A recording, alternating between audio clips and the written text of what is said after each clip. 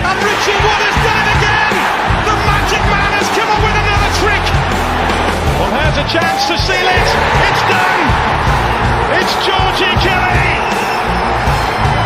Rotherham United's pathway back to the Championship is opening up! Hello, everybody. Welcome back to New York Talk. This is the Rotherham United podcast, and we have an entertaining game to talk about. Not 3 points, but still plenty to cover from a 3-3 draw at home on Good Friday. Then we have a look ahead for another game. We have another game on Monday, Easter Monday. We go to Wigan. We'll go through everything that happened on Friday and everything that we hope to happen on Monday. First of all, Mick, how are we? All good, mate. Thanks. Are you? Yeah. What is there a panic in the Mick household about the lack of Terrier chocolate cream eggs going forward? Or have you stocked up? I hadn't stocked up. I've got one left. I've just been talking to Steve about it before we came on. That's it. I don't know what I'm going to do, mate. I'm beginning to feel a little bit down and disappointed that it's going to be all over. But next year. There's always next year. Yeah. That's true. You can get cream eggs all year round, so maybe I can't. Can you not? No. Fortunately, no. That's disappointing. You've got through 60 years without realising that Easter eggs are an Easter thing. No, clearly. But I thought you could get cream eggs any time of year. No, that's very much Easter. They're very much Easter. You get the twisted ones in the Heroes. No, I'm not bothered about that. I'm not bothered about cream eggs. I want a Terry's chocolate cream egg, orange cream egg. Anyway, Tom, save us. How are you doing? Yeah, good. Happy Easter all. I'm doing good. Doing well. Excellent. Very, very good. And good to have you back, Steve. How are you doing? I'm fine, thank you. Mick should feel guilty because I think he's purloined the world's stock of them things because I can't find any anywhere. Yeah, you might be right. I never got down to Derby to pick any up though, Steve. I don't know where. The stock's diverted to all the shops around where you live. Yeah. Yeah. We will come on to the... Who do we play? Mansfield. We'll go to the Mansfield game in a minute. Kev's asked us to mention the Legends Night coming up on the 27th of June, the 4 up top with Jemson Alfie, Derbyshire, and Will Hoskins. I think 200 tickets have gone already. So if you wanted to go to that, make sure you contact Kev because as with all the other Legends Nights, I'm sure it'll be a great night. Plenty of goals to talk about with those 4 as well. So do get in touch with Kev Johnson if you are interested in those in that. Right, 6 goals to talk about, Mick. Plenty of incidents in between those goals as well. Before we go into the specifics of the game, how do we feel about the game? We're 2 days on now, so obviously your initial emotion will have disappeared a little bit. Happy, sad, frustrated, entertained? Where are you? Oh, we didn't win, did we? So it was just awful. It's dreadful. Shocking. It was an interesting game, wasn't it? It was interesting. It was eventful, exciting. 2 teams with nothing to play for, but they entertained us. Yeah, you can't complain, really. I suppose. I'm sure we can. Yeah, but yeah, we can, and I will, because they want a deserved result. But we'll move on to that, I think, at some point. We will. Let's go through who's in the comments. Miller66 is with us as a YouTube user. Cheryl Stone, Noel Jordan says happy Easter, as does Richard. Evening All says Steve, Sarah Ogden, and Paula Rhodes are with us, as is Mike the Miller. Chris Page with us. Kelly Bob, Steve Grundy, and Pau Madrolls are all with us, plus a few others. Harry says, Hamshaw out. How dare he draw the game that we were when we were 3-0 up? Absolutely pathetic. Yes. Brilliant. Yeah, again, just give me your vibe, Tom. Are you still seeing enough positives to be happy, or are you very frustrated that we threw away a lead? I think immediately, for a neutral, it was a decent game. You had 2 cracking goals and drama and controversy. So I think Sky somehow managed to do well with that game. But yeah, I mean, it's still. I think performance aside, I think we got very unlucky with 2 decisions. Offsides and onsides, where Wilks was I know Nombe missed a chance, but I think he puts that in if he's trying, and Wilks is, about 2-3 yards onside. So that would have made it 4-1, and that's pretty much game, set, and match. And then obviously their goal came from an offside decision. So I think in regards to the result, I think we were unlucky in a lot of aspects, because I think Dawson probably prevents that third goal going in as well. I think he's braver in those situations. So I think the result is unlucky. It is a little. I'm sure we'll talk about positives of 70 minutes of that game were really good. But, it is a little bit worrying that we seem to be coming under the cosh in games for 20 minutes and not really knowing how to deal with it. And that's the only real negative I can give from that game. There was 20-minute spell at the end of the second half where we didn't really know how to deal with balls into the box, and we don't have players to attack a ball or to head it clear. So again, your hands are kind of tied behind your back in that sense. So one of those that I think we'd all be fuming if it meant something, but luckily it doesn't, and season's more or less done with. So I think you can take positives and negatives from it and then move on to tomorrow for Wigan. But for me, it was it was a nothing game, and it was entertaining. So I had fun, and that's all that matters, really. Yeah, and if we said that probably a few months ago, Steve, probably in February, March time, all we want is just a bit of entertainment.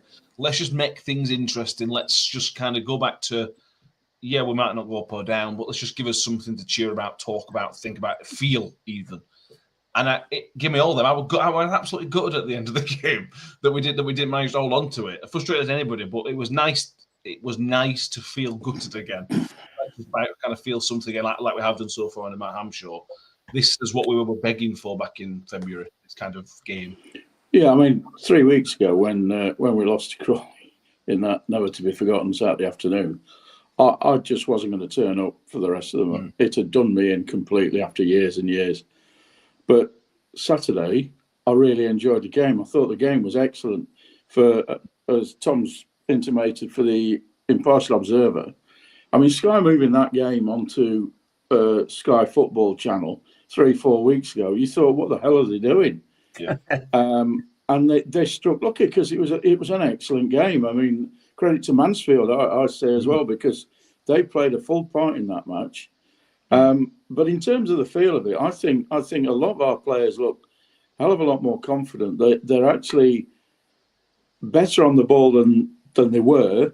They're still not perfect, and that's one of the things that I still find problematic. We give the ball away too often, and too often in precarious positions.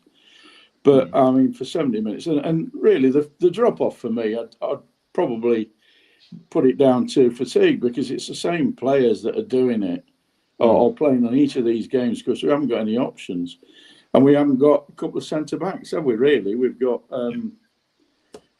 Hacks playing there, and we've got Humphreys, who are not technically centre backs. But yeah, as far as the game was going, I really enjoyed it. And my lad was round this afternoon and told my missus that Dad stood up when the third goal went in, which is some kind of modern miracle. Hauling my big weight off the seat because I was so excited. Got excited at New York. It was great. Yeah, that's what we want. That's what we've been asking for. Adam First says, well, my lad has now been to 2 games, the last minute winner against Blackpool and the Mansfield draw, so he isn't picking boring games. I looked up the previous meetings with Mansfield, and by my reckoning, there's been 25 goals in the last meetings between Mansfield and Rotherham at Rotherham United. So maybe Sky did the homework for once. Yeah. Based on that. Let's go back to the start, Mick. There was no changes from the team because there can't be. And the first 15 minutes or so, 10 to 15 minutes or so, it felt like we took a bit of a step backwards. Now, we have to credit Mansfield for that, to be fair. They were started excellently. But we just didn't get going at all. And the goal felt like a goal from February. It felt a little bit sloppy, a little bit scrappy, and avoidable, really avoidable. Yeah, it did. We didn't come out of the box at all, did we? We were very, very slow to start. Very slow. For the, like you said, first 10-15 minutes, arguably. And the goal was dead jammy as well. It took a ridiculous deflection. I miskicked it. hit somebody up back at head and went in. It was a bit like, you know, one of our spectacular goals from earlier on in the season. We just didn't get going at all, which is a worry. Well, if it continues, it's a worry without a doubt. But arguably, since Hamshaw came in, I think that's the first time we've started slowly. I think I don't know. I can't really think of another game where we've been under cosh so quickly into the game. And then they played well, Mansfield. They did really, really well. They put us under pressure. They kept the ball well. They moved it about quickly, and that kind of put us on back foot for a little bit. But as soon as they scored, the game changed again. And from that point on until they got their second goal, we were completely in control for me for the whole of the rest of the game. So, yeah, it was a disappointing start. There's no doubt about it. And you're right, it did feel a little bit like we were back to where we'd been under the previous regime, but they snapped out of it. So, can't complain, I suppose. Yeah, I agree. I think if there was something to play for and there was a pattern of slow starts, I think there's something to be concerned about. I think you're right. I think this is the first time we've started slowly from them. And to be fair to them, if you're Mansfield, if you're Nigel Clough going into this game, you're saying, right, you got massive away following or big away following. Start quick, hit them hard, and hopefully put Rotherham out on the back foot. And again, let's credit Mansfield. They did an excellent job for that first 10, 15 minutes. We couldn't get out of our own half. They had a couple of good corners. Yeah, there's a massive amount of luck with goal, but I think you have to credit them more than discredit us, I think, at this point. At that point. Yeah. And the goal was coming. So, I mean, it being lucky is, luck, but it was coming anyway. So it was, and I agree with what Mick said. It was something that, for me, I think there's still an essence of the players. It shows an essence of responsibility that the players certainly weren't up to it under Evans as they are now. I think we can blame Evans for a lot of this season, but I think there's been certain times under even Hamshaw's short stint where you can see those patterns coming back into play, and I think you've got to just blame it on the players in that sense, because those first 10 minutes were honestly dreadful. They were really bad. Some of the worst football that we've played all season, and then afterwards we really swung the pendulum, and I went to the other end with some of the best football that we've played this season, and especially Malik Wilks was sensational. But it's one of those things where, like you say, Mick, if these patterns of play keep occurring, and we have in every game so far had a 10 to 20 minute spell where we've looked poor. If we can coach that out of them, or sort of get over that hump, then I think this is that's our real pressing issue at the minute is we have 70 minutes where we're good and 20 minutes where we look awful, and I think that's the sort of if we can cut out the looking bad and just look okay, then I think we'll be all right in these remaining games. So that's what I'm kind of looking forward to seeing tomorrow. If there's no doubt that we'll have a 20-minute spell where we'll play well, but I want to see if it can be consistent over that 90 minutes. Yeah, absolutely. And then around 17 minutes into the Malik Wilks show started. The first goal, we said, me and Ben sat watching the game saying, Wilks has not turned up here. He's not holding ball up, he's not running. And then literally 2 minutes later, he pings in top bins from edge of area. It was a good response from the post that we had. We did respond after, as soon as they scored, it kind of changed almost instantly. It was good that we were able to flip the switch almost when we did go behind. I think we'd started to just get the ball. We had no possession in the first 10 minutes because, I'd rather give Mansfield the credit than us being poor. We just couldn't get on them. And maybe we hadn't woken up, I don't know. But as soon as we started to even if it was just keeping the ball at the back line, which we used to moan about, we just needed some possession. And we started to probe down the wings.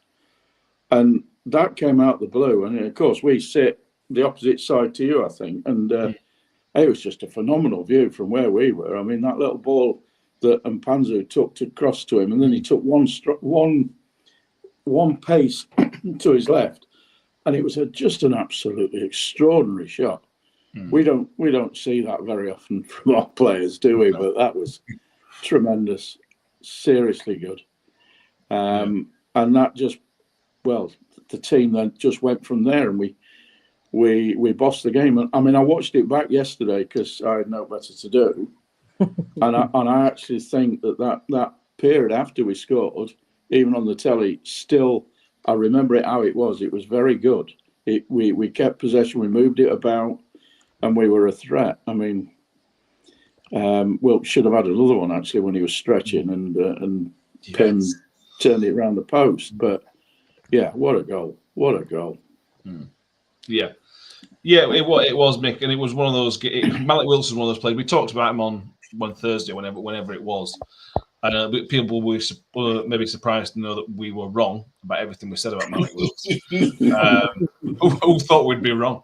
But we kind of questioned Malik Wilks because he can be very, very hit and miss. And the game kind of summed him up as a player who was very, very quiet for 10 minutes, but then he burst into life and kind of dragged the team along. We'll come on to the other goals as well that he was massive in.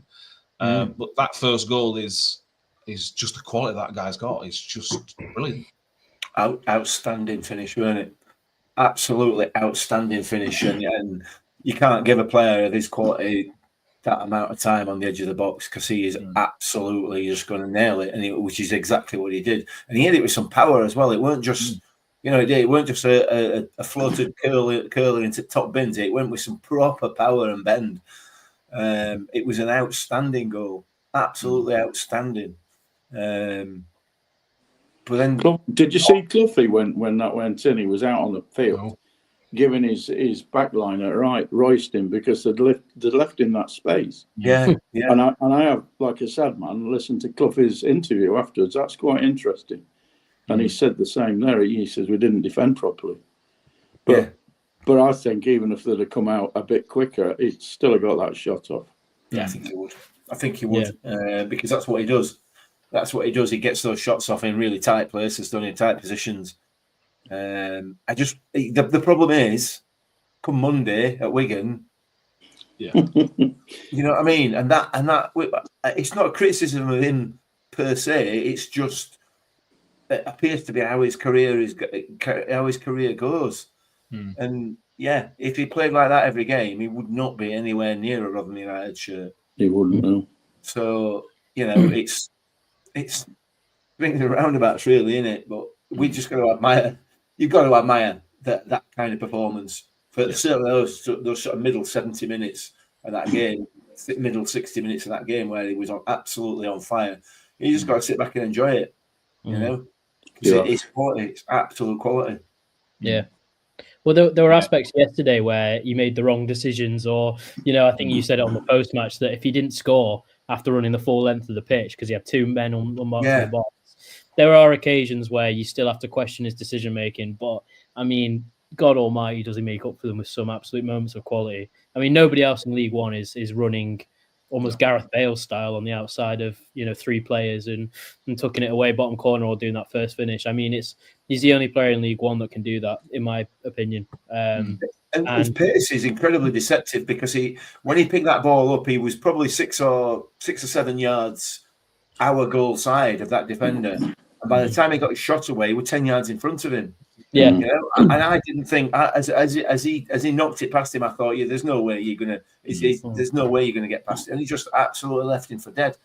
He was just gone, wasn't he? He might as well not been on pitch, that defender. So, Cloughie wanted him to bring him down. Yeah, probably. That was his complaint. Yeah. He should have brought him down. Yeah, he should have.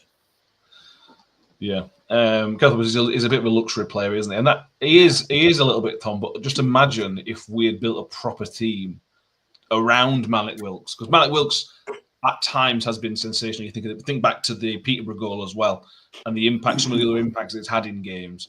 I know it's a hypothetical, but if we'd built a proper team around Malik Wilks, because he can then win games on his own. If the rest of the team was capable of managing without him for a little bit, just imagine where we'd be. Yeah, and I think if we were to sign him in the summer, that's your plan, isn't it? I mean, he's still young-ish, 25, 26. Yeah. So he's coming into the supposedly prime of his years. and I still don't think he's a striker. It's really, I think every chance he kind of gets, it comes from a wide area. I still think he's a wide player, and if we can create a team around him and let Nombe do his running up front for him, have players in midfield that can help, support him, I think he'd be fantastic. But yeah, there was even occasions yesterday where he tried to knock the ball past a player, twice, and neither time it worked when there was a better option on. And but again, you guys credited Humphreys a lot for the second goal on the post match, but for me, Wilks does equally as well. I mean, it's poor defending from the guy marking Nombe in the middle, but how Wilks gets round the defender, who seemed to have like 2 yards on him, much bigger, muscle him off and then put it on a plate for Nombe is, again, it's just incredible. I just, nobody else in League One can do what he does, but he doesn't do it enough on a consistent basis, or else he would definitely not be with us, like you say, Mick. But yeah, I mean, if we were to do everything and go all out for him, you have to have a plan in place for him, because he's definitely not a player you just stick in a team, which is what seems to have been happening this season. We've played him out wide, we've played him through the middle, we've played him in behind the front two. It's he needs coaching, but also letting loose. For me, is dangerous in wide areas. That goal against Peterborough is everything that he can be, and even his second goal yesterday was indicative of how much pace and power he has out wide, and he'll burn absolutely every League One fullback. So that's where I think you need to play him, but I don't know whether it works in the system. No. Steve says Wilks come frustrated with his decision making, but all 3 goals were down to him, and that's normally match winning. Yeah. Shelley says, any hope of keeping Malik Wilks? Steve, it's a big ask because he's allegedly on big wage at Sheffield Wednesday, so he would need to take a significant wage cut. Do you think it's realistic? Well, it depends. I think it depends how much he's enjoying himself as a beginning, as a starting point, and then it'll depend what kind of offers come in over the summer, because Wednesday aren't keeping him. He's out of contract. I think. I yesterday, as the guy said below, without him, 1 assist, 2 goals, fantastic goals, we'd have lost that game. Yeah, and I'd love to see him stay, but I don't want us to bankrupt the club. We need to get value for money, and he needs to be better than he's been all season.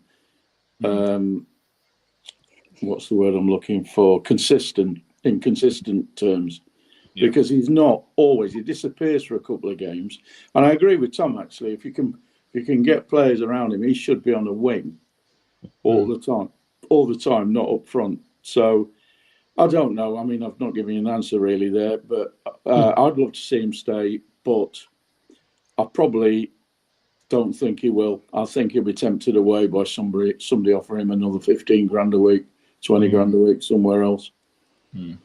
But we can but hope. Yeah, we can. Absolutely. Sean says there's no way we can afford Wilkes' wages. He'd have to halve his wages to stay. Yeah. He would.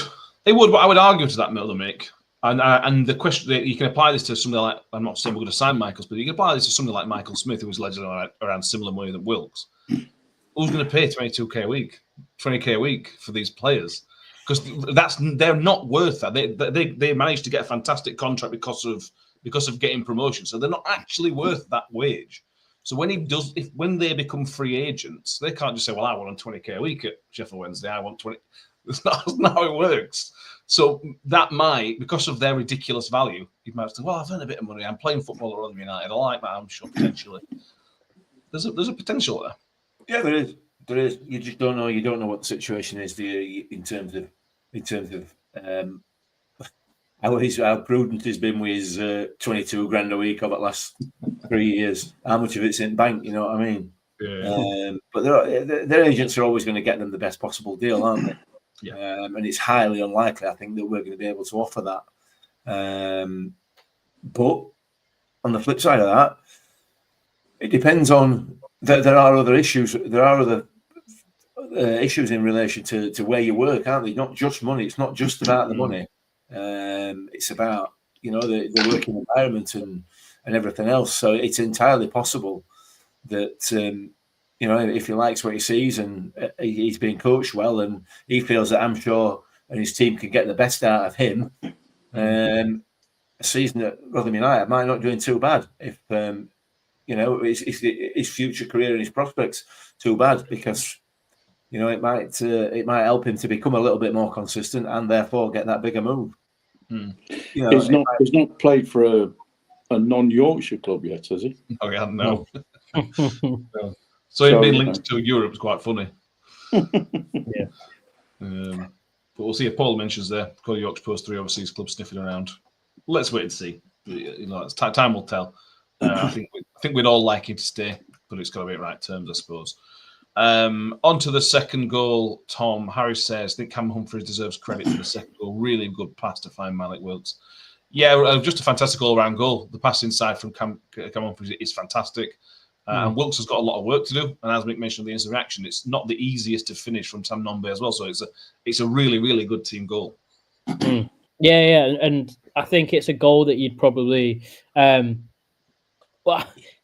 weird to say, but I think it was our only goal, really, on Friday. And I only say that because it took 2 other moments of pure individual quality to score. And that happens in a game. But, yeah, I mean, that was such a good goal. Cam's passing range is fantastic for a centre-half. And, it was a good run from Wilks to begin with. And as I said before, I think for him to outmuscle that 6'5" defender and outpace him when he's got 3 yards on him is ridiculous. And Nombe does well to lose his marker in the box. Like I said, absolutely shoddy defending from Mansfield. If anyone has a chance to watch it back, and their number 6, I want to say, in the centre is just yeah, it was borderline pathetic. I think you'd scream at every single one of our players if they did that. No urgency whatsoever. Nombe it's an underrated finish because it's not easy to guide that in, especially at as tight an angle as it was. All about it was just a good goal, and if we can see more of those in the future, I think that's how. It's such a stupid comment to make, but I think that's how you score. You get in wide, you cut it back, and it's just an easy way to score. So. It's clearly another way that we've been coached potentially better in these past couple of weeks. Yeah, and Sam Nombe is really a nice run of form as well under Matt Hamshaw, Steve, with 3 goals so far. I thought Nombe, had Wilks not been ridiculously good, Nombe was up there for man of the match for me. I thought his work rate was excellent. He put himself in really good positions. He set up a few other chances. He's come alive since the change of manager. Sam Nombe is one of those players, is the reason why we've been playing much better. We're seeing the best, I think, of Sam Nombe, well, the best we've seen of him so far, I think, at the minute. I don't disagree. I mean, going back to Tom's comment about the finish, it was a lovely finish. The way he opened his instep, it was instinctive more than anything. And that's the £1 million striker, that bit. And I agree about having again watched it back yesterday. Their defender needs burning because he just didn't react at all. No. He should have been in front of Sam Nombe, but really cool finish. And I thought, there was one point in the second half where he was over to my right hand side.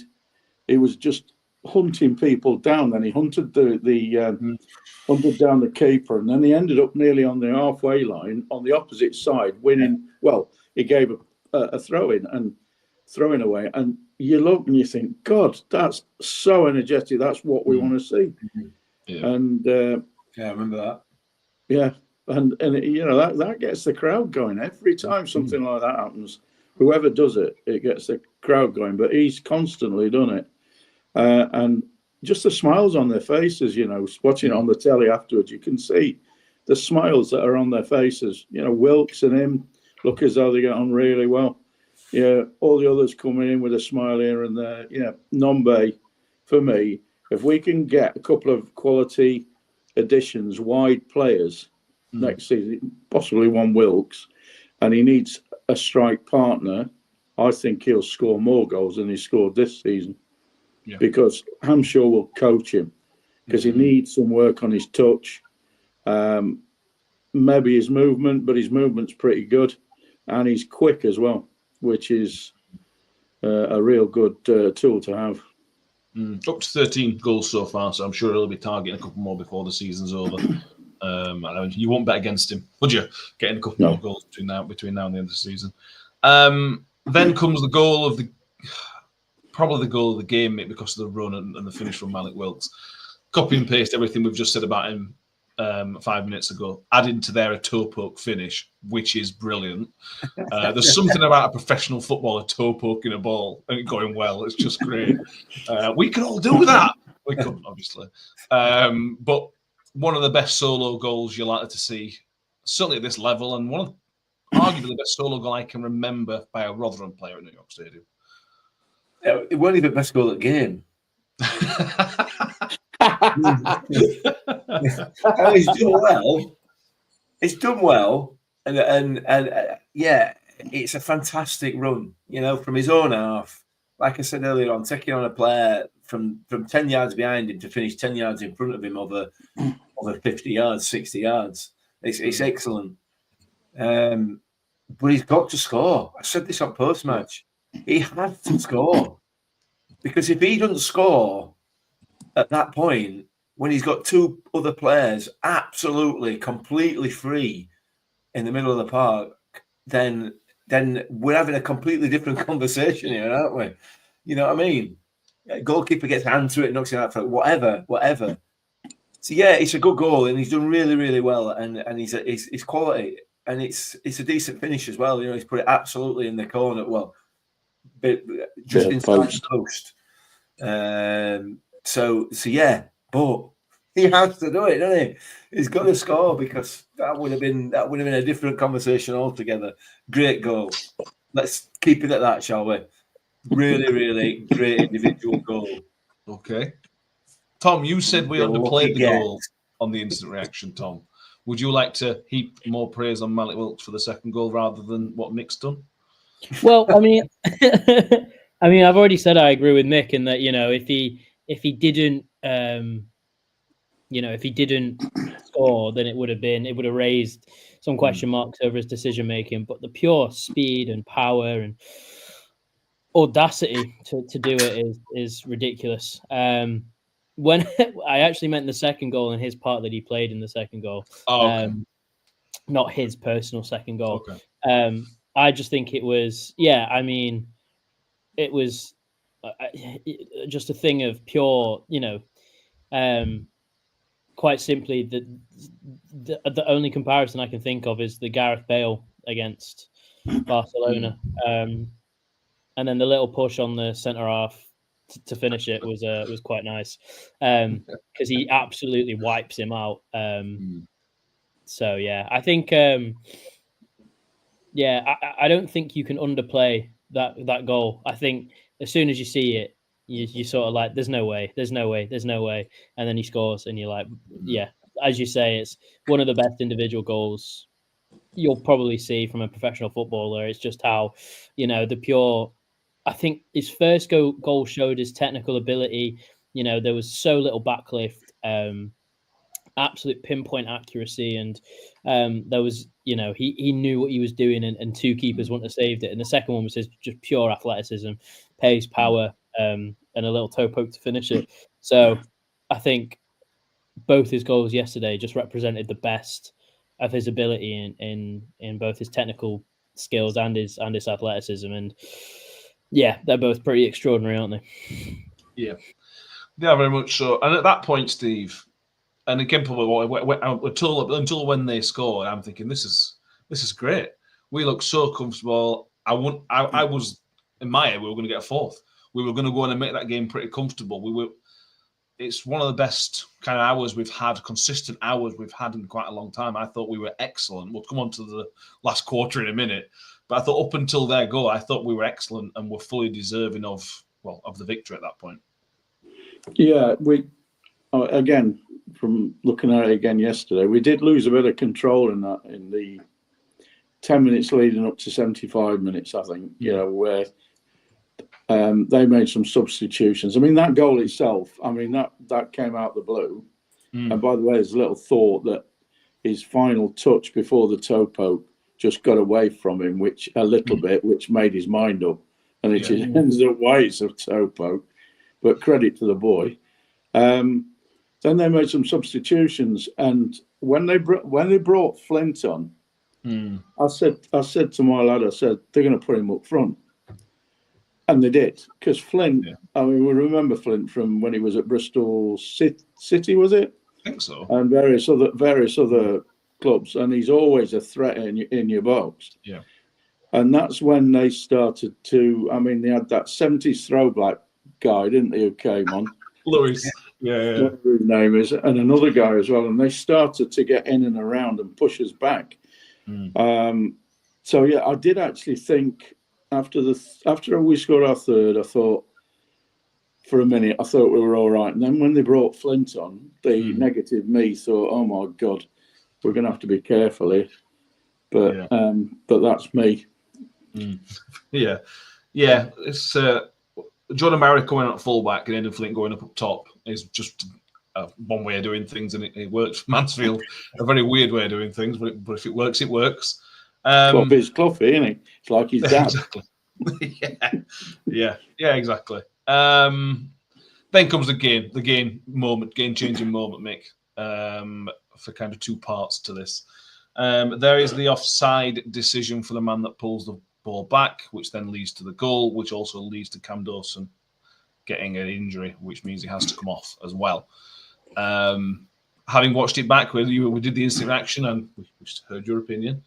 You've now had time to watch it back. Mike the Miller's waiting for your lino rant. Mike the Miller and Mick's lining up for a ref rant at some point today. Gives you not so instant reaction to that, Mick, to the moment, Mick. I got not changed my mind really. It completely changed the game, in my view. Yes, they were starting to get on top, but I think we'd have weathered the storm, and that would have been the end of that. I think they'd have burnt themselves out. But that goal changed the game. That incident there was the reason it ended up 3-3 for me, because that just gave them the momentum. I can't speak properly. It was a dreadful decision.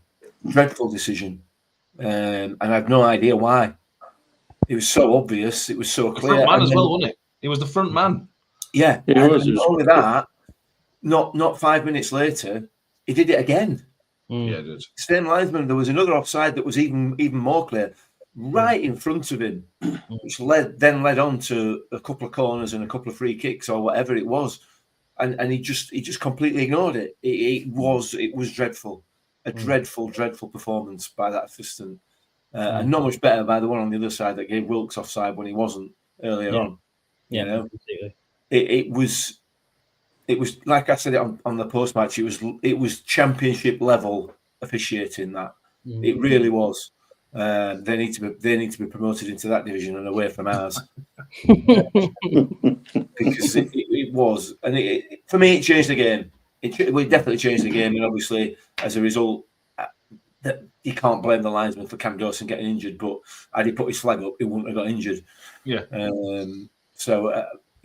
That's just a part and parcel of the game, unfortunately. But the game wouldn't have gone on that far had he done his job properly. So, yeah, hugely disappointing. But the issue is that, like I said, it gives them the momentum. I can't say the momentum. I don't know why. Begins with M. Momentum. They got some as a result of that, and we were on back foot. And I think there were only ever going to be one result. They were always going to score again, weren't they? You know, we just couldn't get a foothold back in the game. So yeah, we had no out ball. No, for about stop 10 sticking, minutes. didn't it? Yeah, it was just being headed out of our box. There was nobody. None of our players were in the second third of the pitch at all. So it was coming straight back, and they weren't just pumping it back; they were playing it around. Yeah, and it was very uncomfortable for a good 10 or 15 minutes. Yeah, it was absolutely. Matt Mills says, "Yep, it was offside, appalling decision." Martin Rush says stand refereeing at this level is shocking. Harry says the lineman might not have seen when the ball was played, so you can maybe give him a bit of leeway on that one. Harry being the peacemaker. The bottom line is as the ball comes across, he's in a clear offside position. So whether he can see when it's played or otherwise, he's still in an offside. Yeah. He hasn't moved. You know what I mean? He doesn't move back until the ball's almost with him. So I think we should introduce VAR. Yeah. Let's do it. Yeah. Why not? Let's have four other people who can't make it. Who can't decide. It's one of those, Tom. It's not like we can go, well, this happened, that happened, this happened. All we can say is it's a bad decision from the linesman that's then had a significant impact. Yeah, they might have been going to the game, but that just kind of the momentum really picked up then from Mansfield. And I agree with Mick and everybody in the comments. As soon as they got 2, they were going to get another. Yeah, easily. But even before all that, it was an awful decision to flag Wilks offside. So, and that would have made it 4-1. So, because at 4-1, you can't even expect, a comeback of that magnitude to even happen. And obviously it might have done, and they might have done the same tactics and thrown Aidan Flint on. But by that point, I feel like the players demotivate themselves. We would feel a bit more confident in whatever we were doing. And yeah,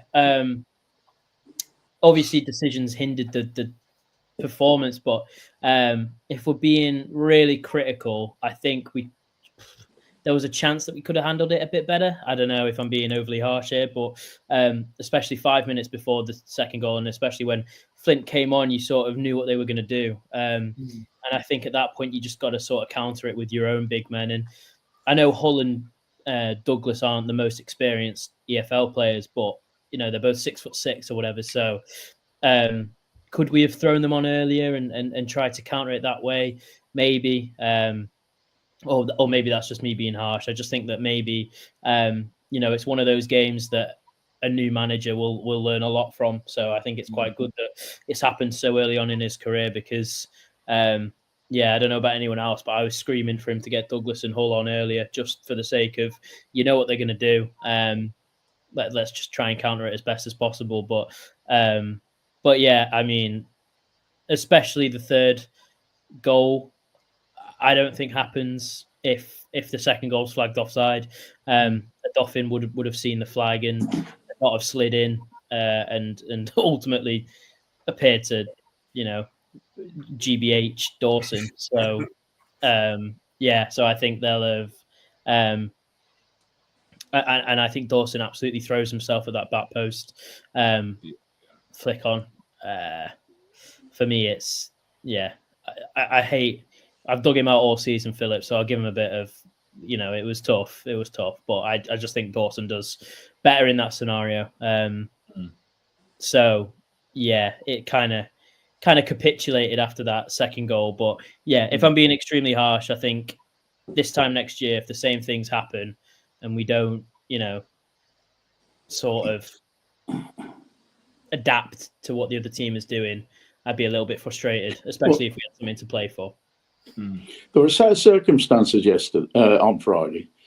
They made 5 substitutions. We didn't. There was a dodgy linesman decision, and also I think we gassed out a little bit. Not just when you've got 5 new players, they got half a new team on, and they were coming at us, and they were full of energy, and we were struggling to get out. And I think we got camped in, and some people are saying Paul Warne Mark II. Drops back. No, we didn't. We got pushed back, in my humble opinion. And I agree with you. I mean, I'm not. That Phillips thing has been angering me actually over the last 24 hours since I actually looked at it on the telly. My eyesight's not good enough to see exactly what went off. But when I saw it on the telly, I thought, my God, man, just dive. Yeah, even if you think it's going wide, dive for crying out loud. He almost got out of his way. It was almost a question of after you, Claude, with Bowery. It's just ridiculous. Yeah. But, that second goal changed it. I totally agree with both of you. And I'm not quite sure, if he'd have put his flag up, it would have prevented Hacks going in, because I don't think Hacks was facing that way. I think that Dawson might have got damaged anyway, but at least this sounds harsh. At least we wouldn't have conceded the goal. But I think it was a substitute. They played really well. They kept the ball. They pushed. We gassed out a bit, but we rode it out. I thought we managed the extra time bit really quite well in some ways, because I think they blew up as well. Like Mick said earlier on, they might have. Yeah. We should cover the Dawson thing. A flesh injury, so not as bad. Initially when you're seeing the players kind of screaming for the physios to come on, you're kind of thinking a fracture or dislocation or something like that. So, for it to be a flesh wound is actually a good thing, really, from what we all felt like it could have been at the time. So, I think his season's over, which is a shame for him. But he's done excellently over these 4 or 5 games that Hamshaw's been here. So, I think he's certainly put himself in contention to be still at the club next year. Whereas if the other manager's here, I think he'd already be on his bike, to be honest with you. The third goal, Mick, Steve said about Dylan Phillips. At the time, again, we sit at the family stands, it happens kind of just in front of us. And I didn't think anything of it. I just kind of think, well, he's just not, I don't know. I just didn't think anything about it. And then I watched it back. It was a bit like the third goal against Wickham. Second or third? Third one, where he looked like he kind of jumped over it at Wickham. Yeah, it did a weird jump. Yeah. I watch it back and I go, oh, that's really bad. As a goalkeeper, give away a penalty. Just go for the ball. For him to do something stupid than not do anything at all. And Jordan Barry couldn't believe his luck that it ended up with him in basically an open corner of the goal. It's just, I don't want to criticise him too much because he's a Rotherham United player, but it screamed, I'm not committed to this, to be honest with you. I don't necessarily agree with that. What it screams is that it's a complete lack of awareness of what's happening around him. He's letting that ball go out for a goal kick. That's what he's doing. That's why he don't go for it, because it's a flick on or he's come off somebody's head and it is going wide, and he's leaving it. He's moving across just to make sure it goes out. It was a massive surprise to him to see Jordan Barry there. Yeah, because he's not aware of what's going on. And that was the issue. So I don't think it's a lack of commitment to the cause or anything like that. I just think it's more basic than that. And he's just not even, he doesn't even know he's there.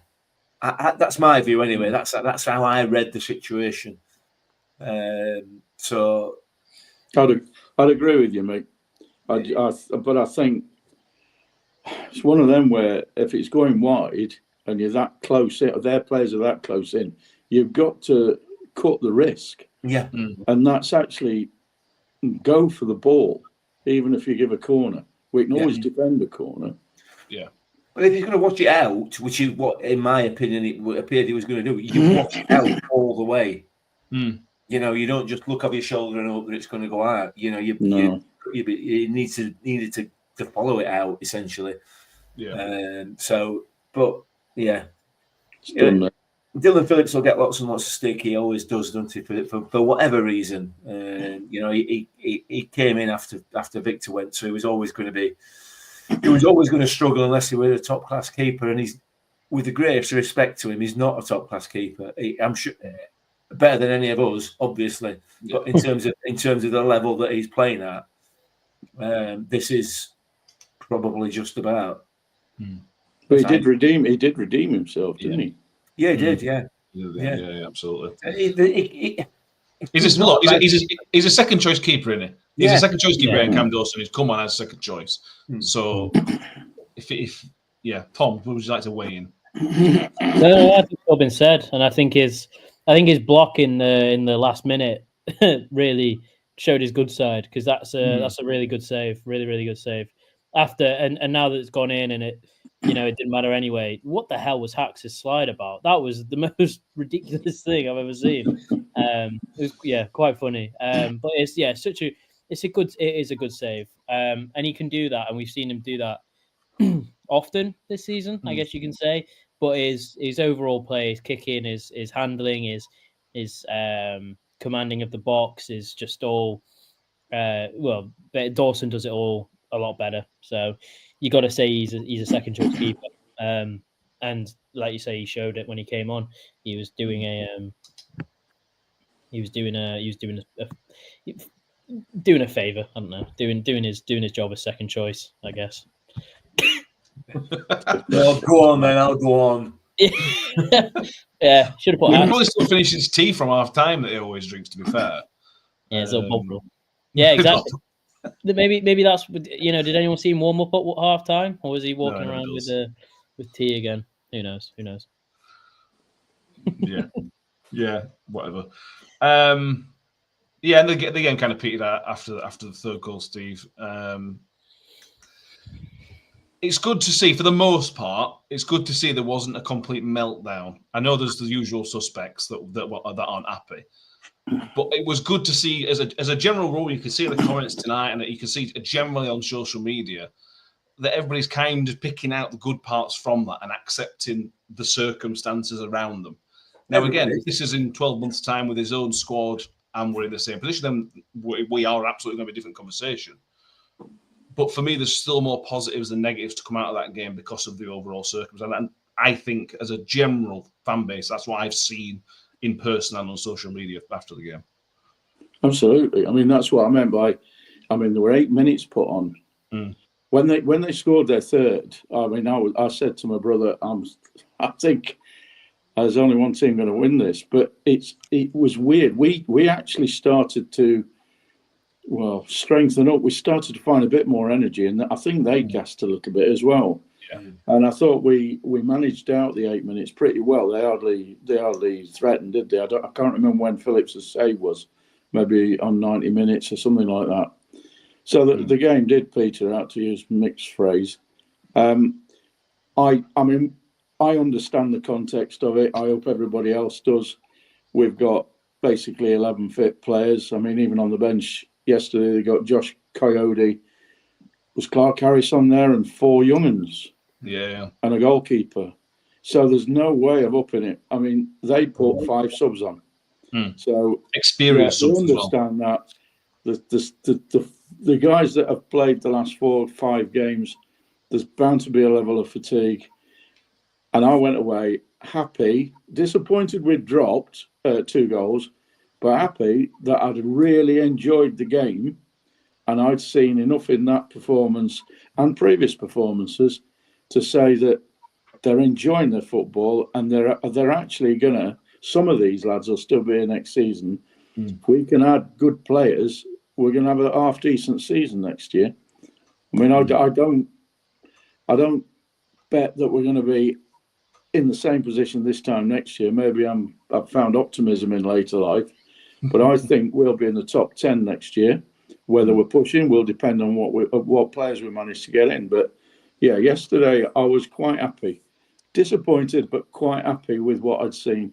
Really enjoyed it, and so did my lad. That's his last game before he becomes a father in a couple of weeks. So he was a happy boy as well.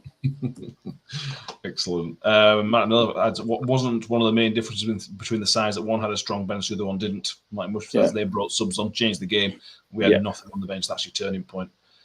Yeah. I don't want to go over it again, Mick, but he could have put the kids on. Tom mentioned he could have put the big lads on, but that's a risk. At 3-1 up, if you're putting the kids on, that's a massive risk. You're putting a lot of pressure on Jake Hull and Hamish Douglas. Now, it might have worked. It may well have worked out. And I said that he could have brought Jonathan Clark Harris on just for somebody to hold the ball up, just to do something. He didn't do something, and I think that's a learning curve again. It's probably a learning curve for Matt Hamshaw. Next time he might do something early, a bit more proactive. I think he maybe waited because he didn't trust his bench. He waited too long. I mean, hindsight's a wonderful thing, isn't Exactly. it? If it's 3-1 up, you're not necessarily considering killing the game at that point. And there has been some criticism on social media that's what we tried to do, which is absolute nonsense. But that's how people would see it. So I don't think we changed the way that we were playing particularly. But yeah, he's got nothing. We've got nothing realistically that we can do. I mean, one of the lads on the bench yesterday was 16, I think, isn't he? They were both under 16s or playing. Yeah, so in reality, to bring them on in a first team game at whatever the score, whatever, that they're there for the experience of being and training with the first team. That's it's introducing them into that environment. I don't think they're, unless it's absolutely desperate, I don't think there any way that they were going to play. So yeah, you can't change it, and that's going to be the case for the rest of the season as well, isn't it? So it is what it is. Unfortunately, maybe Kelly hopefully might be back if it's an illness that he's had. And Hugo hopefully will have sorted out whatever personal issues he's got, whatever they are. Hopefully, so that might be two back on the back to choose from. But maybe Clark Harris. I don't know what the situation is there. That seems to be a bit peculiar. Maybe is he on his way out? I don't know. We'll have to wait and see. But other than that, we're struggling, aren't we? Big time. Yeah. Steve says, undeniable, we've made progress under Hamshaw already, unless you're desperate to find fault. Mike the Miller says, let's face it, since Evans left, there's been a significant improvement actually playing football on the ground rather than lobbing it through the clouds. Second goal's a good example of actually trying to play football, which was lovely to see. Dan Gore might be back. That'll be probably for the Stevenage game. I think Dan Gore will be back for. Let's touch on Jack Holmes, Tom. He is playing out of position as a right wing back. So we had a comment. Where it's gone from here? Robbie, it's important to mention Holmes was very good yesterday. Jack Holmes is an interesting one because going forward, he's excellent. Defensively, I think he's fine, but he constantly looked worried about being in the wrong position all the time, which meant sometimes he didn't go and challenge his man or close the winger down at the time.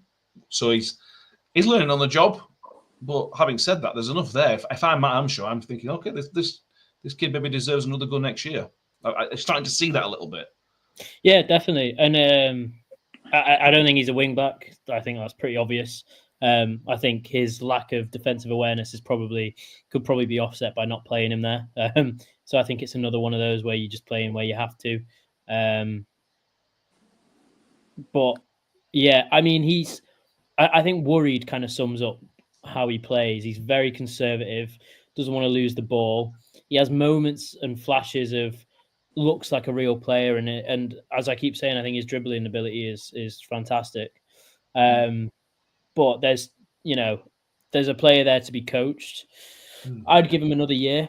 I'd say, because at that point you can coach him under Hamshaw. Hamshaw will get the best out of him, I believe. At the end of the year, if he's still not good enough, then you can say bye to him and sort of wash your hands with it and say that they both tried the best that they could. And if he's still not good enough, then he's not good enough. But look, maybe League One is a step too high for him, but I think what he's doing currently is good enough. He's not impacting games as such, but he keeps the ball. He defensively he's okay, which is surprising considering he's a winger. But I'd still like to see more from his, going forward. There was a fearlessness when we first signed him that I still don't think is yet to really come out, even since Hamshaw's come in. So there were also multiple occasions where Rafferty was sort of asking him to go wider and move forward, and Holmes kept coming short for the ball. He's not an in behind kind of. He needs to learn to get in behind, and he needs to learn. He needs to be coached. He needs to learn whether that's a right wing back role or a winger role or whatever. He needs to learn, and he needs to be coached. And there's definitely, as Harry said, there's definitely a case of overthinking. You can see it when he plays. He's just overthinking what's happening, and I think he's the sort of player that if he lets go and has a bit more and has a bit more freedom in himself, I'm sure he'll be brilliant. Because as I keep saying, he seems to beat a man with ease, but he doesn't do it enough. He'll keep the ball and be conservative with it, but occasionally he'll attempt to beat a man and somehow do it really easily. So it's a really weird one with him. But I mean, if we don't sign him on for an extra year, I'd be disappointed, because I'm sure he's probably, I think I've said it before, I'm sure he's probably the least paid player in the whole squad. So I don't think it's putting a big damage into your wage budget. And I think that he's one of those players that there's definitely something there. So to get something, so if Hamshaw can get something out of him, then brilliant. If not, then you can sort of say, you can sort of say adios and be fine with it. It was only his third start. I think so. Yeah, Yeah. So exactly. I'm not surprised he is how he is. I mean, he's feeling his way into it. Remember, he was playing 8th tier football last season. Yeah. So I agree with a lot of what Tom said, but I think we just let him develop. I really hope they do take him on next season, because there is a player in there, and hopefully he won't have to play at right wing back. When we've signed some players. But he's got lovely feet on him. There were 2 or 3 things he did on Friday, which I thought that's really nifty. Yeah, absolutely. I can't remember, it was the IUFC that tweeted it, or somebody replying to the IUFC, kind of saying that he's learning, he's back learning. A lot of these players had these kind of coaching when they're 18, 19 at professional clubs. Jack Holmes is it seems to be a late developer, so he's learning this. He's learning on the job, and for learning on the job, he's not doing bad at all. Cheryl says Jack seemed to be in a better position when he had no chance of getting the ball than he did have a chance. Harry said Holmes kept going back, clearly something in his mind, and he's overthinking his positions and thinks he has to defend more than attack, but that can be worked on given another year. Absolutely right. You could see it. I think he's scared of making a mistake defensively, and I get that. For your third start, I completely understand that. But there was a little interchange in the final third with him, Wilks, and Nombe, which was really good, and their defenders cleared off Nombe's feet, which was a really, really neat bit of play. He's finally getting his chance to win it. He didn't get his chance under Evans, Mick. Realistically, he didn't get his chance.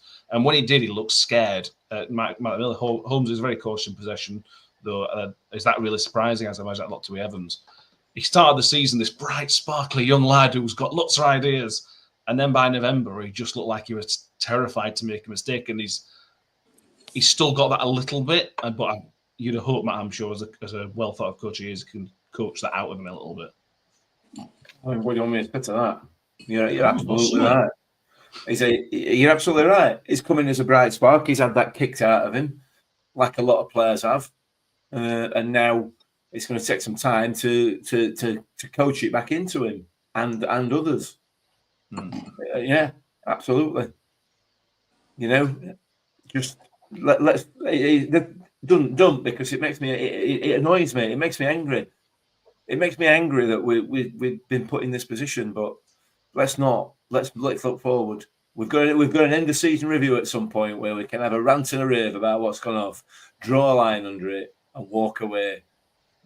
So we're not going to compare this to what things like under Evans. We're going to move forward. Is that what you're saying? I think we should. Mike's absolutely right, and you're right. He came in as a bright spark, as a real prospect. A little winger who was going to take players on and everything else. And he didn't do it, and I think we all know why. But now he is. He's getting there are times when he's like Steve said there. He's I think a third start or whatever. He is starting to take players on, and when he's going forward on the edge of the box, he looks dangerous. He looks really dangerous, and that little interplay you mentioned earlier on, was excellent. Really, really good. His movement off the ball. But that's got to come naturally to him, and it won't be coming naturally to him anymore. No. Or it doesn't appear to be. He's got 3 more games to stake his claim. He's done a pretty good job so far. Well, I think he's got 3 more games to kind of stake his claim for the renewal or the extension. Is there any other players you want to give a quick mention to from Saturday, either positively or negatively? Rotherham or not, I suppose. I thought Acton and Humphreys were excellent. I thought they were really, really good. But overall, I thought it was a really good performance. Apart from what we've talked about, the first 5-10 minutes, and no problem from me. Love it. No, I stood up is the only thing I'll say. Yeah, I liked I'm it. the only one who don't want safe standing. Well, come and sit with you, Steve. I'm not that bothered either. Harry says Hacks did well. Water is wet. Yeah, fair enough. Yeah. Yeah. Right. Wigan Athletic on Monday, Easter Monday. Tom. I don't expect any changes because there's nobody to change with unless there's any injuries. But I don't think there's nothing from the game other than obviously Cam Dawson won't be playing, so you expect Dylan Phillips to come in there. Are you kind of expecting similar, where we're going to play well for parts of the game, but then we're going to flag? Are you expecting an improvement, so it's better for longer? What are you looking at? I'm not expecting anything. I think that's the best way to view the rest of the games this season. Go into it with no expectations and be pleased or disappointed with whatever comes out. I think what I'd like to see is not total domination over 90 minutes, but when we are under the cosh, which is going to happen, there's going to be times when we're under pressure, just to maybe handle it a bit better. We seem to really lose a lot of confidence when we go under pressure. And Steve, you made a good point before that we weren't dropping back, we were pushed back, and I agree completely with that. But I think it'd be nice to see how we deal with that now. There's probably not enough time to deal with that coaching-wise, so I'm not expecting much, but it'd be really nice if we can be consistent in a game and sort of look in control the whole game, because I think that tides really well into next season. Interested to see who the third choice keeper is. That's interesting. I've got no clue. And yeah, other than that, it'd be great to see one of the younger lads get a go. Maybe there's a reason behind it, but I'm still a little bit disappointed that Duncan doesn't make the bench. Somebody put about that, didn't they? About the under 18s have a chance to win the league. Oh, so they want to play him. Yeah, Neil Bolton saying that's why there were so many under 16s rather than under 18s. Right, understood. There's a little Harrison. He scored 16 goals from centre half, which is absolutely ridiculous. So I'm excited. I think I'm more excited for that. I'm excited to see how these players develop, and get a real shot of them at pre-season. So yeah, going into it expecting nothing, and let's be entertained, I guess. Yeah, absolutely. Is there any player you're looking to, Steve? Any player you want to see a bit more from over these next 3 games, looking at the next season, or is it just a team at the minute? That's a good question. No, not really. I mean, I'm very much in Tom's boat here. Just it's what it'll be. We've got 11 players that currently are doing a lot better than they did 3 weeks ago. I'll be happy with the performance. I'll be even happier if we can spawn a 1-0, But looking at the players, I can't think of any players that at the moment I think maybe I need to see a bit more. I mean, Mpanzu flits in and out and makes the odd mistake, but I think he's a really good player. And if I was pushed, I'd probably want to see him take control a little bit more. Because I'd like to actually see him with us next year. But again, he's going to be on a heap of cash. Oh, yeah. So I don't know. But yeah, tomorrow, let's hope we play pretty well and we don't lose. If we come away with a point tomorrow, I'll be happy. There's 2 games left, and then we can start to plan properly for next season. Yeah. It's got a good away record, Matt, I'm sure, which is not something you say about Rotherham United very often. 2 wins out of 3 with the away games. So let's hope that can play out. Matt Miller said Matt spoke in the first week about players taking more care with what he called the release pass. Sometimes we are sloppy, give possession away too hastily. Yeah, when you're lumping it forward to Malik Wilks, he's not going to run channels and he's going to struggle to hold the ball up. And that's what we found out on Saturday. You call it a tidy-up pass? I think he might call it I'm sure I heard him say, yeah. And that's in my mind a lot, when I'm watching this, is the fact that we don't hump it. Because you think, Rafferty's got it, he's going to hump it now, but he doesn't. Yeah. No. They're more careful at back. The defender's clearly been told to be a bit more relaxed in possession, try and keep the ball rather than going long. More than we've seen in a long time, I think, to be fair. Yeah. Sean H, as it says, he thinks Panzo's been lethargic, slowing everything he does, but has to play. Phil says, been really disappointed with overall with him. Panzo, he has no change of pace and looks laboured in possession. Yeah, I thought that on Saturday. I was questioning to myself whether he's really bothered about being here. I don't think that's the case, but I agree with Phil there. Yeah, he just does look a bit laboured and a bit lacking in any enthusiasm, really, I think. Well, Tom mentioned on our group chat about this, but then that labouredness, that slowness allowed him to set up the Wilks goal, didn't it, Tom? Yeah. Yeah. It was, I don't know. It's just, it's frustrating because you say that, and yeah, it was good, but I would have been really upset if he didn't get that pass off because he already messed up one chance to get it out wide. And I know that, it ended up being that because he took his time, Wilks was free on the edge of the box. But I think if we, I just like a bit more urgency, I guess. And he's very lethargic, and I don't think it's attitude. I think it's just how he plays. There's multiple occasions where, especially if you're trying to do what we do and pass it from right to left or left to right, your central midfielders are so important in that. And Powell's excellent at, getting the ball, controlling, passing, 2-touch, whatever. And Pansy will take 4 or 5 touches before he even decides what he's going to do. And in some scenarios, it's great, which is, edge of the box stuff and around their box. But, when you're trying to up the tempo and be, fast pace where it matters, he's not quite there. Where I'd love to see him take a lot of time on the ball is when we're under pressure, but it doesn't seem to happen then. So it seems to happen. It's a good thing to have as a player. But for me, it's I expect, if we need it quicker, I'd expect him to know to be quicker, but he seems to be very slow in releasing. Mm-hmm. Yeah, he absolutely does. Right, let's move on to predictions. The prediction, nobody predicted anything other than a Rotherham win. Mick was getting giddy at 2-1. Mick saw the finish line in sight, but it was not to be. Nobody can win the league this weekend. Mick's only 2 points ahead of Joy, even with the full 3 points. It will still only be 5 points with 6 to play for. Tom and Danny, you need a good weekend to stand within 5 points off with 9 points left to play for. So you and Danny both need some big results. We have some predictions in so far. Remember, Mick, you can't copy Joy. Sorry.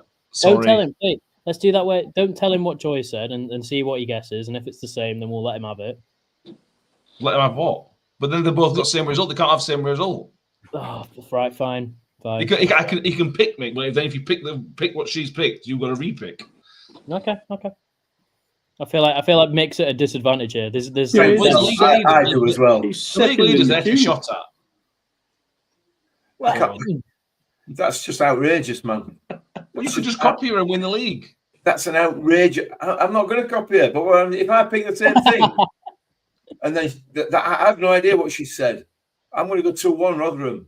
If she took 2-1 Rotherham, then I'm having it. She took 2-1 Rotherham. Yeah. Well, what? So that can you not see how unfair that is? Yeah.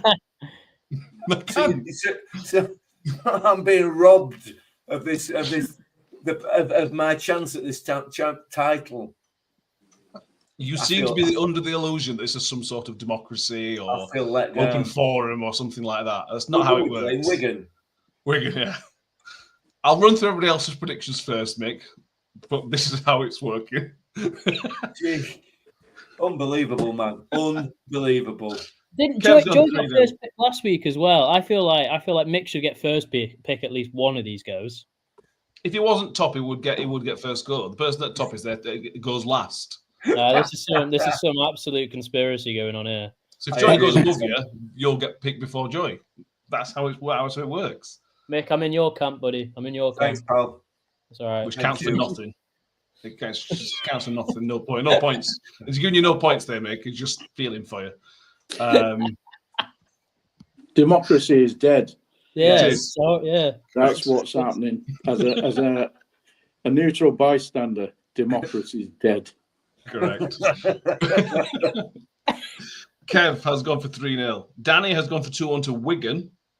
Joy has gone obviously for 2-1, and Ben has nothing to play for, so can go for the same as somebody else, which is 2-1 as well. Yes, there are different rules for different people. That's how it works.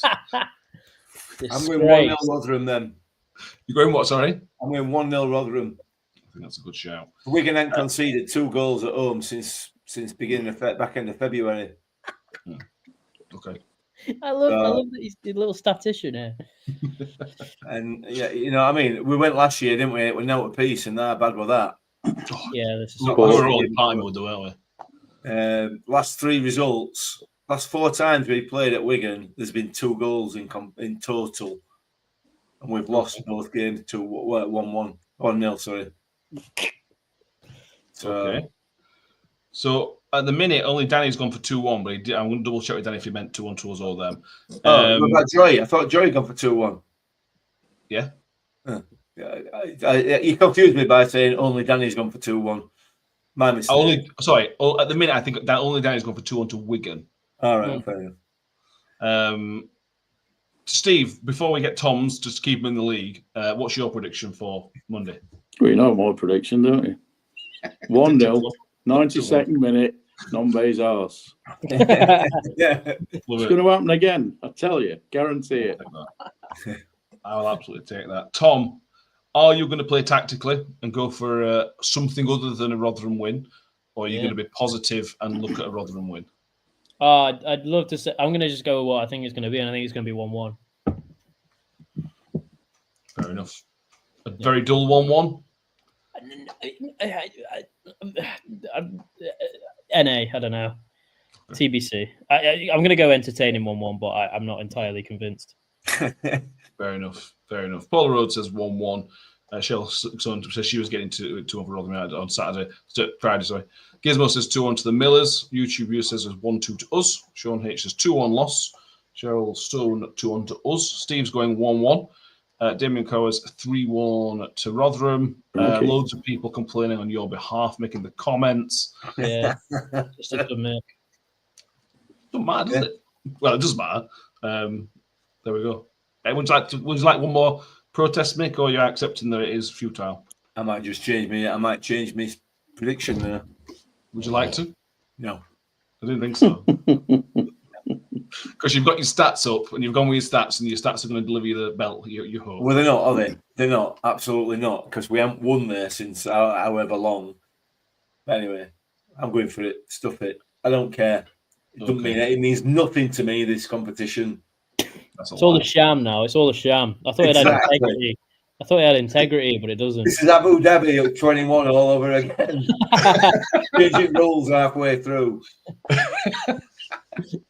Ref watch, Greg Rollerson, first time referee in Rotherham United. There we go. Kelly Fobbs asking a controversial question. Who would you like to win the league title? Now, what do you win? What do you win? Apologies.